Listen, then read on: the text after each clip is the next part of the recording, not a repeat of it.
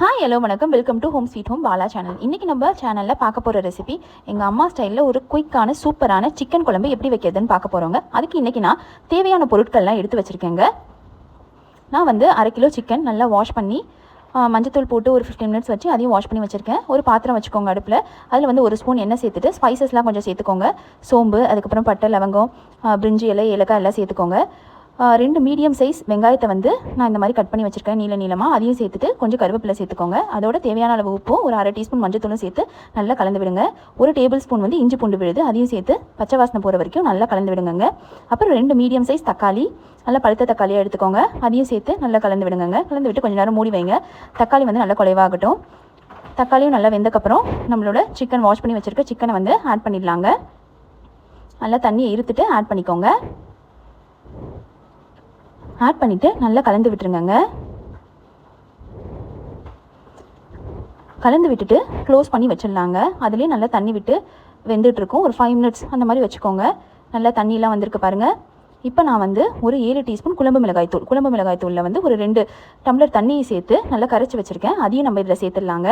நீங்கள் எந்த பொடியும் எக்ஸ்ட்ராவாக அரைச்சிலாம் சேர்க்க வேணாம். கரெக்டாக குழம்பு மிளகாய்த்தூள் மட்டும் எல்லாம் கரெக்டான ரேஷியோவில் சேர்த்து அரைச்சி வச்சுருந்திங்கன்னா அதுவே போதுங்க. இப்போ நடுவில் ஓப்பன் பண்ணி ஒரு வாட்டி கிண்டி விட்டுக்கோங்க. நல்லா கொதிச்சுட்ருக்கு. குழம்பு மிளகாய்த்தூளோட பச்சை வாசனை நல்லா போகணுங்க. ப்ளஸ் வந்து நம்மளுக்கு கறியும் நல்லா வேகணும், கொஞ்சம் திக்கும் ஆகணும். அதுக்கு வந்து ஒரு 10 மினிட்ஸ் ஆகும். அது வரைக்கும் மூடி வச்சு ஒரு 2 வாட்டி ஓப்பன் பண்ணி மட்டும் நடுவில் கிண்டி விட்டுட்டு எடுத்துக்கோங்க. இப்போ பாருங்கள், நல்லா கொதிச்சுட்ருக்கு. மிளகாய்த்தூள் பச்சை வாசனை நல்லா போயிடுச்சு.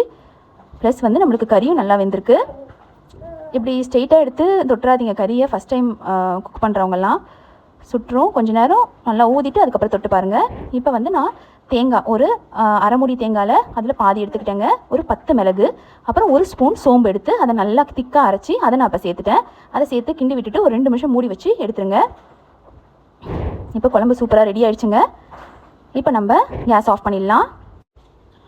இதை வந்து இப்போ தாளிச்சிடலாங்க. தாளிப்பு கரண்டி ஒன்று வச்சுட்டு அதில் வந்து 1 ஸ்பூன் கல்லெண்ணெய் சேர்த்துக்கோங்க. கொஞ்சம் சோம்பு, கொஞ்சம் பட்டை, கொஞ்சம் கிராம்பு சேர்த்துக்கோங்க. சேர்த்துட்டு கொஞ்சம் கருவேப்பிலை சேர்த்துக்கோங்க. எப்பயுமே இந்த மாதிரி கறி குழம்பு, மீன் குழம்புலாம் லாஸ்ட்டாக தாளித்து விட்டால் ரொம்ப டேஸ்ட்டாக இருக்கும், ரொம்ப வாசனையாக இருக்குங்க. சேர்த்துட்டு இதை வந்து நம்ம குழம்புல சேர்த்துடலாங்க. இதே மாதிரி கறி குழம்பு நீங்களும் உங்கள் வீட்டில் ட்ரை பண்ணி பாருங்கள். உங்களுக்கு இந்த வீடியோ பிடிச்சிருந்ததுன்னா லைக் பண்ணுங்கள், ஷேர் பண்ணுங்கள். நம்ம சேனல் ஹோம் ஸ்வீட் ஹோம் பாலாவை மறக்காமல் சப்ஸ்கிரைப் பண்ணுங்கள். நெக்ஸ்ட் வீடியோவில் மீட் பண்ணலாம். தேங்க்யூ.